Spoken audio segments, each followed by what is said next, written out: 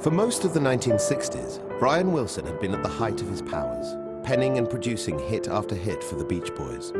But by the end of the decade, disheartened by the reaction of both his band and his record label to his more ambitious material, he began to withdraw.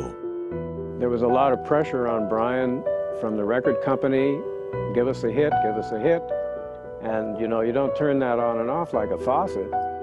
I think he felt really alone. I mean, I think that he felt like the record company didn't like him, his band didn't like him. So now Brian is feeling this pressure coming from two sides.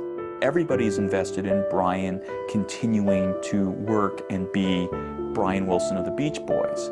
But the only guy that didn't want that to happen was Brian Wilson of the Beach Boys.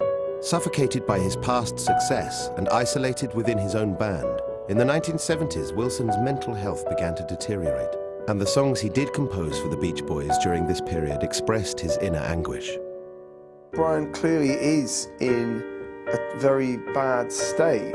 People just didn't know what to do about guys who were in that sort of state. This is still very early days in terms of knowledge about addiction, depression, mental problems.